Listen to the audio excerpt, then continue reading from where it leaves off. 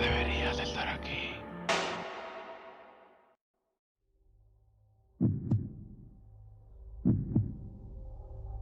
Mañana van a sacrificar a mi perro. Lo estoy temiendo. Lo tengo, peluche, desde que era un cachorro. Realmente no parece que haya pasado tanto tiempo. Tenía esas patas grandes y tontas. La gente decía que sería un perro grande. Bueno, resultó ser cierto. No es gigantesco, pero solía ser tan pequeño. Él tiraba de la cuerda y yo tiraba hacia atrás. No recuerdo la primera vez que ganó el tira y afloja, pero recuerdo todas las veces que se alejó trotando con esa vieja cuerda raida, moviendo la cola detrás de él. Cuando era pequeño dormía en mi cama. A mis padres no les gustaba, decían que había que lavar más ropa, pero yo quería a mi perro, era de la familia, y la familia no debe dormir en el suelo. Cuando se hizo demasiado grande para caber en mi cama de 2 plazas conmigo, empezó a dormir en el suelo, pero siempre me despertaba con su gran y esponjosa cabeza descansando junto a mí en el colchón. Creo que él también me quiere. Hace aproximadamente un año, volví a casa desde la parada del autobús cuando una camioneta blanca se detuvo a mi lado. En la escuela nos enseñaron a no hablar con extraños, así que cuando el hombre se ofreció a llevarme, dije que no. La camioneta se adelantó y se detuvo. El hombre se bajó cuando me acerqué. Peluche debió oírme gritar, porque vino corriendo. Y entonces el hombre gritó. Recuerdo la sangre. Peluche mordiendo y desgarrando y comiendo. Estaba masticando un hueso de muslo cuando uno de los vecinos nos vio. Mis padres dijeron que estaban contentos de que Peluche me ayudara, pero lo miraron de otra forma después de eso. Se estremecía cada vez que se levantaba de sus patas. Mi padre tenía una amiga que lo visitaba cuando mi madre no estaba. Ella y papá sonreían mucho cuando estaban juntos. Él decía que ella era un secreto, que los dos estaban planeando una fiesta sorpresa para mamá, pero a mí me parecía una desconocida. Creo que Peluche podía verlo. Un día, cuando ella se iba, vi desde la ventana de mi habitación cómo Peluche saltaba la valla. Creo que ella no tuvo tiempo de gritar. Peluche enterró los huesos en el patio trasero. Nunca le conté a nadie lo que vi, porque como dijo mi padre, era un secreto. Después hubo un cartero, un corredor y un oficial de policía. Todos eran extraños. Peluche debía saber algo de ellos que yo no sabía. Siempre sabía que me abrazaba cuando me sentía triste, así que tal vez tenía un presentimiento sobre la gente. Más policías vendrían mañana para llevarse Peluche. Querían matarlo. Mis padres le han puesto un bozal y lo han metido en una jaula. Pero esa noche me he colado y lo he soltado. También le aflojé las correas del bozal. Ese es mi secreto. Si quieren a Peluche, pueden intentar llevárselo, pero él me protege. Puedo tratar de protegerlo.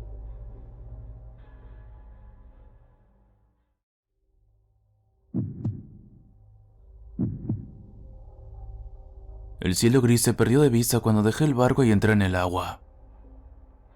No habíamos visto ninguna otra embarcación desde que salimos del puerto justo después del amanecer.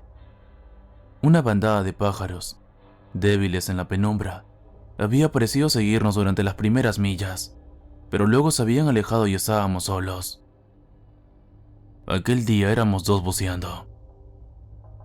Sin nombres. Ya sabrás por qué. Estábamos siguiendo una ruta antigua. Una que mucha gente te dirá que no existe. Las líneas Ley. Si crees en ellas, son líneas que cruzan el mundo y a lo largo de las cuales se encuentran antiguos monumentos hechos por el hombre y colinas naturales. Fueron nombradas en 1921, pero ya existían mucho antes. En la era moderna, las líneas Ley no son un tema al que los académicos respetables presten atención. Soy un académico, todo lo respetable que puedo ser. Soy reconocido y no pienso hacer nada que lo ponga en peligro, por creer que hay verdades en los mitos de las líneas Ley, unas verdades que necesitaba descubrir. Había alquilado el barco y el equipo y contratado a mi compañero de buceo bajo un nombre falso. todo pagado con dinero en efectivo. El agua era tan clara cuando empezamos a descender. Miré a mi izquierda, donde mi compañero de buceo se movía con facilidad a mi lado. Él no conocía la obsesión que impulsaba esa expedición. Le había dicho que quería explorar las aguas de aquí para pasar unas vacaciones lejos de mi trabajo de alta presión. Se mostró feliz de aceptar mi palabra y mi dinero. Aumenté el ritmo, ansioso por llegar a nuestro destino. Los estudios realizados, todos ellos desacreditados o simplemente ignorados ahora, analizaban las líneas ley en tierra, desde los desiertos de Egipto hasta los verdes campos de Inglaterra. Yo estaba aquí para seguir una línea ley que atravesaba el fondo del mar. Era una línea que cruzaba continentes, y seguramente no había ninguna interrupción. Era sencillo proyectar sobre el agua con un programa y superponerlo en un mapa. El lecho marino no era tan profundo como para necesitar apoyo o equipo especializado. No nos llevaría mucho tiempo. Intenté relajarme, mantener la respiración tranquila, pero estaba emocionado. Eso era nuevo para mí. Una aventura. Me sentía más vivo que en mucho tiempo. Estaba oscureciendo, así que ambos encendimos las luces de nuestras máscaras. Momento después, vi un movimiento a mi lado.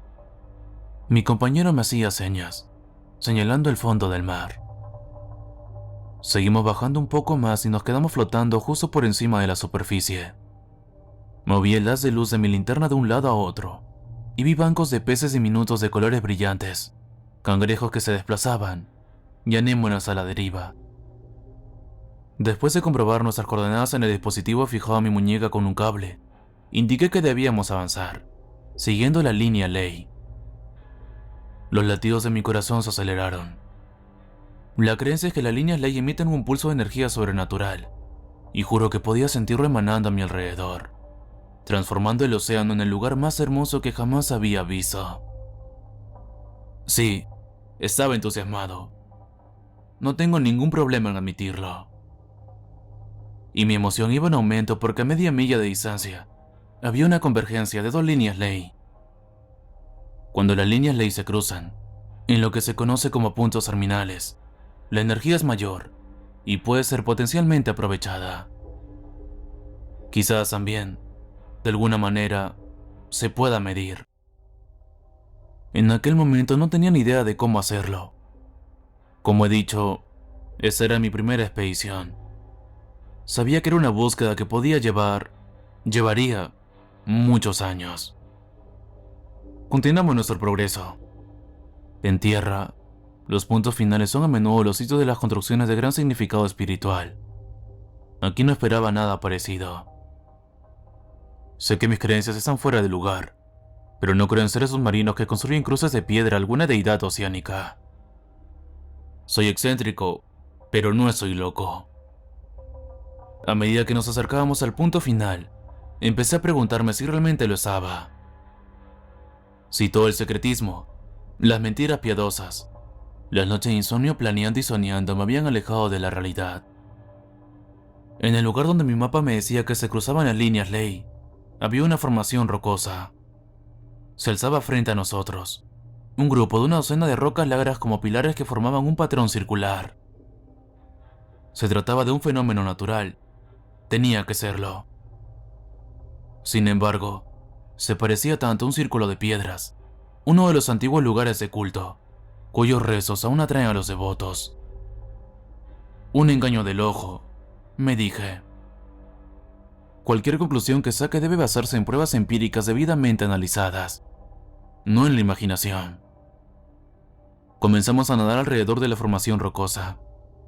Mi compañero parecía tan sorprendido, tan fascinado como yo. De repente, se detuvo en seco, antes de agitar los brazos para impulsarse hacia atrás, lejos de la formación. Hice una señal con la mano y pregunté, ¿qué? Señaló frenéticamente hacia la base de uno de los pilares de roca. De repente sentí mucho frío. Acomodado como el pilar, había un cráneo tendido en el fondo del mar. Era inequívocamente humano. Me dije a mí mismo que debía estar tranquilo, que abrazara la razón y no el miedo. Levanté una mano hacia mi compañero, dándole a entender que lo había visto, y me acerqué nadando lentamente, hasta que vi el agujero en el cráneo. Era una forma redondeada y dentada en la frente. Pensé que me había topado con la escena de un crimen, y empecé a preguntarme si podría mentir a la policía sobre el motivo de mi presencia aquí, con la misma facilidad con la que había metido a mi decano y a mis alumnos, y a mi compañero de buceo, que seguía manteniendo las distancias. Me hizo una señal para que saliéramos a la superficie. No sabía cuál era la señal.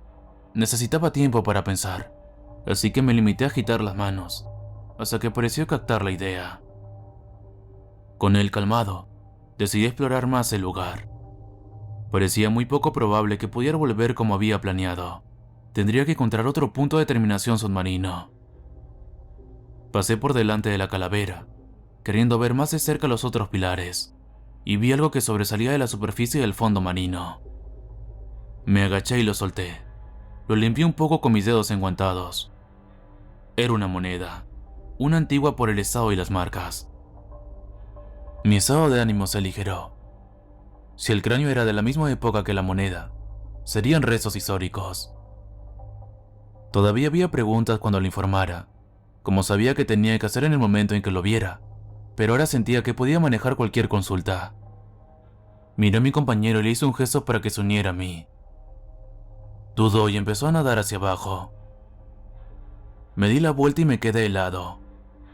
El sudor comenzó a formarse en mi cara y se deslizó incómodo por mi cuello. Su brazo esquelético descansaba sobre el lecho marino en el espacio rodeado por las rocas. Alrededor del hueso de la muñeca colgaba un grillete. Estaba sujeto a algo, pero no pude ver claramente qué. ¿Era otra roca que yacía plana, una losa, derribada sobre el lecho marino? Eso creía, pero no podía estar seguro sin acercarme. Tragué saliva. Sentía la garganta muy seca, pero no tenía forma de evitarlo. Me acerqué a los restos del brazo. En mi mente se agolpaban las imágenes de los círculos de piedra en los puntos terminales de la tierra que había visto. Se creía que muchos eran templos, lugares de culto, lugares, algunos, donde se practicaba el sacrificio humano. Una víctima colocada en un altar en el centro del círculo, sujeta, para que no haya escapatoria cuando llegue el golpe mortal. Sabía que mi respiración era demasiado rápida. Me estaba mareando y desorientando a medida que me acercaba al brazo. No vi la forma oscura hasta que fue demasiado tarde. Noté que la materia perturbada del fondo del mar se acercaba a mí. Me quedé mirando mudo. Luego sentí una presión en la pierna y de repente me vi arrastrado hacia atrás. Miré hacia atrás y lo vi. Un tentáculo rodeaba mi pierna y me arrastraba hacia... ¿Qué demonios era? Todavía estaba parcialmente enterrado en el lecho marino. Debía de estar camuflado allí hasta momentos antes, pero por lo que pude ver tenía más de 4 metros de largo.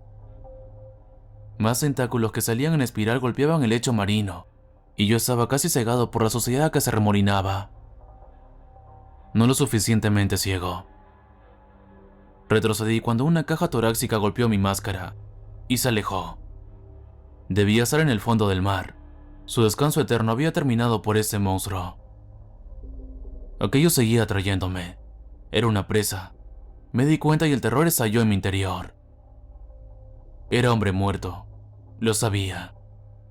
Pronto mis huesos se unirían a los de aquellos que habían muerto aquí. Grité. Una última súplica apagada. Entonces, la presión sobre mi pierna disminuyó. Miré hacia abajo, desconcertado. Mi compañero, un borrón entre la tierra, sostenía un tentáculo en una mano. En la otra, una larga cuchilla. Había cortado la extremidad de la cosa, liberándome. La sangre tinta se mezclaba ahora con la tormenta de tierra y huesos. Me sobresalté cuando otra calavera, sin vista y con la mandíbula colgando de un trozo de hueso, se unió a la confusión. Sentí que algo me agarraba el brazo. Juré, pensando que la criatura me había atrapado de nuevo, y luego vi que era mi compañero, que tiraba de mí, apuntándome hacia arriba. Teníamos que salir de allí. Teníamos que huir. Miré debajo de mí una vez durante mi ascenso. Una nube de materia oscura se extendía. El frenesí de la criatura continuaba. Salimos a la superficie justo a tiempo. Nuestras botellas de oxígeno estaban casi agotadas y, exhaustos, nos ayudamos a subir al barco. Nos quedamos tumbados mirando un cielo gris, sin monstruos ni visiones de tierras de caza rodeadas de piedras. Un cielo ignorante de líneas ancestrales que conectan misterio con misterio. En ese momento no quería nada más que la ignorancia para mí. Por ahora, dejaría a los muertos con sus secretos.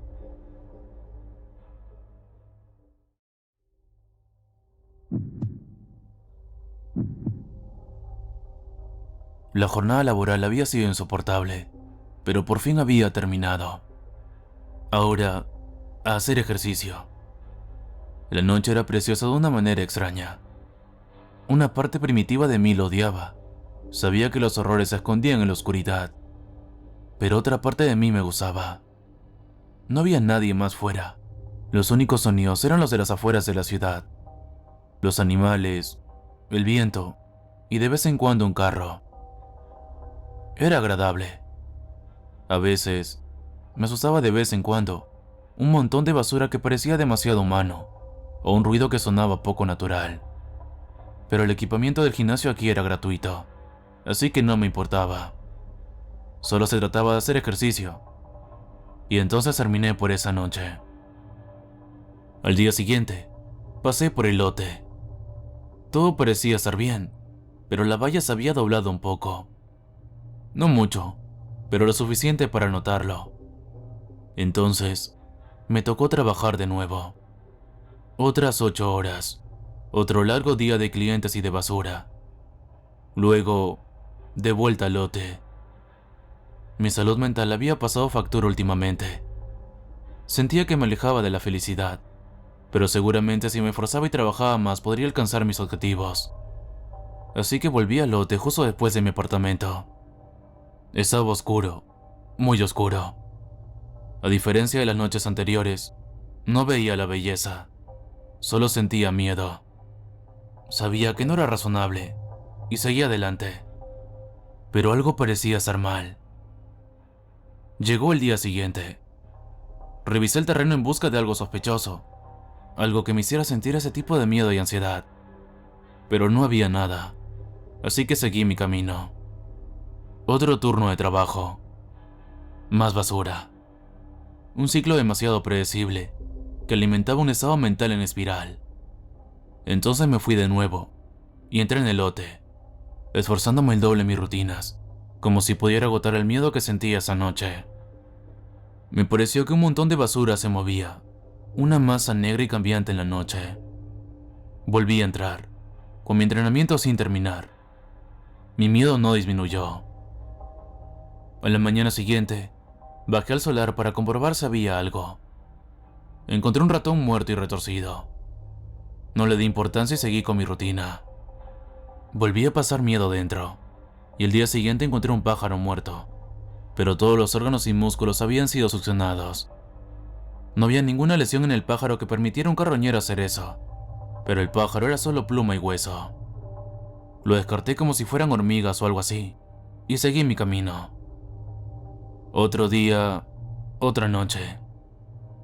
Luego llegó la mañana, pero esa vez había un gato muerto. Llamé a la línea no emergencias de la policía, pensando que lo había hecho algún chico raro. Pasaron unos días antes de que me aventurara a volver al lote. Tuve que superar el miedo. Sabía que era irracional e idiota, pero cada fibra de mi cuerpo me decía que me alejara, que corriera. Tuve que esforzarme. Era algo más que hacer ejercicio. Se trataba de mostrarme a mí mismo que todavía podía hacer lo que quería. Así que empecé a hacer ejercicio. Oí los ruidos de algo que se arrastraba. Lo ignoré, porque si no lo hacía el terror me vencería. Entonces las luces se apagaron. Presa del pánico, agarré mi teléfono y me apresuré a encender la linterna. Una vez que la luz estaba encendida, y podía ver apenas en las sombras, me sobrevino un terror mucho peor. Una mancha negra, vagamente humanoide, con ojos rojos, sostenía el cadáver de una mujer. Ser entero. Susurró, como si estuviera agonizando. Gritando, corrí a mi apartamento y me escondí. No llamé a la policía, y nunca vinieron. Nunca debieron encontrar el cuerpo, dejándome con la duda de qué hizo esa cosa con ella, qué significaban sus palabras. Una parte de mí se preguntaba si había enloquecido de verdad, pero ese momento era demasiado real para ser falso. Cada día veía el lote, un recordatorio. Hace poco, cuando miré por la ventana, vi una masa negra que hacía los mismos ejercicios que yo. Cada día parecía más humana, más parecida a mí. Hoy, mirando directamente a mi ventana, su cuerpo tenía un aspecto extraño, como si hubiera robado su esqueleto. Sus movimientos eran extraños, como si hubiera aprendido a observarme durante unos días. Luego cruzó la calle a trompicones, y sus ojos brillaron con un tenue color rojo en la oscuridad. Presa del pánico, corrí a la cocina para tomar un cuchillo. Tras unos instantes de respiración agitada, empezó a tocar mi puerta, con una voz que me resultaba familiar, pero que no era la mía. Me suplicó. Déjame estar entero. Déjame entrar. Déjame ser tú. Déjame ser humano.